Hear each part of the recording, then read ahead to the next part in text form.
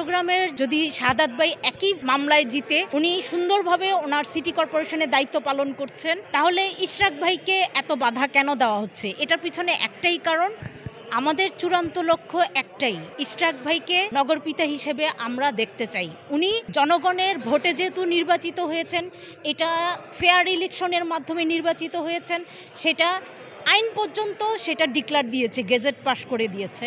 Gazette যেহেতু পাশ হয়ে গেছে এবং ওনার যেহেতু শপথ গ্রহণে কোনো বাধা নেই, সেহেতু আমরা মনে করি ইশরাক ভাইকে নগরপিতা হিসেবে ওনার দায়িত্ব বুঝিয়ে দেওয়া হোক অতি শীঘ্রই। সেই ফ্যাসিস্ট খুনি হাসিনা যে সেট করে রাখা যে বিভিন্ন মন্ত্রণালয়ে, এই নগর ভবনে এখনও অনেক তার সেট করে যাওয়ার লোকজন আছে এবং এমন প্রশাসনেরও কিছু লোকজন আছে যারা চায় না যে ইশরাক ভাই এই ক্ষমতায় অধিষ্ঠিত হোক। আর যদি আজকে যদি নগরপিতা হিসেবে উনি এই সিটি মেয়রের দায়িত্ব পালন করেন, তাহলে অনেকেরই তাদের ক্ষমতায় বা তাদের স্বার্থে আঘাত লাগবে, তাদের অনেক কিছুই হয়তো থেকে বঞ্চিত হবে, বা তারা যেই বিগত দিনে অন্যায় করেছে, সেই অন্যায়ের শাস্তি হিসেবে হয়তো তাদের কিছু শাস্তি ভোগ করতে পারে, শাস্তি হতে পারে, তাদের কারো হয়তো চাকরি যেতে পারে, কারো হয়তো কোনো ক্ষমতা চলে যেতে পারে। এই ভয়েই তারা ইশরাক ভাইকে তার ক্ষমতা ফিরিয়ে দিতে চাচ্ছে না।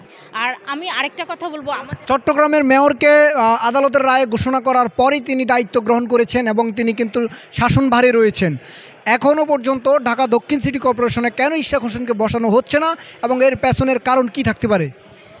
আমি এই কথাটাই বলতে চাচ্ছিলাম যে আমাদের এর মূল কারণই হলো সেই খুনি হাসিনার বীজ বপন করে রেখে যাওয়া যেই ফ্যাসিস্টগুলোকে এখনও আমরা মূল উৎপাটন করতে পারিনি, তাদের কারণেই আসলে আমাদের ইশরাক ভাইয়ের ক্ষমতাটা ফেরত পাচ্ছে না।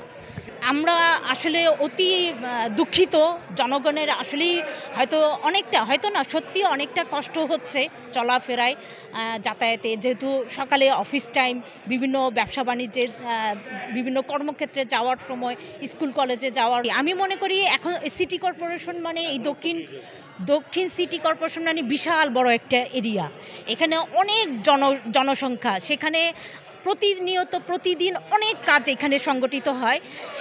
যেহেতু এখন এই আন্দোলনের কারণে সব কিছুই স্থগিত হয়ে আছে, আমি মনে করি অনেক ব্যাঘাত হচ্ছে।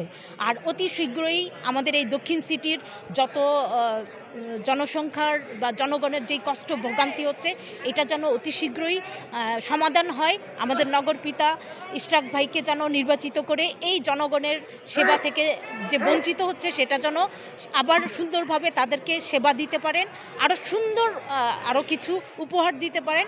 এজন্য আমি মনে করি ওনাদেরকে কিছু অতি শীঘ্রই পদক্ষেপ নেওয়া উচিত।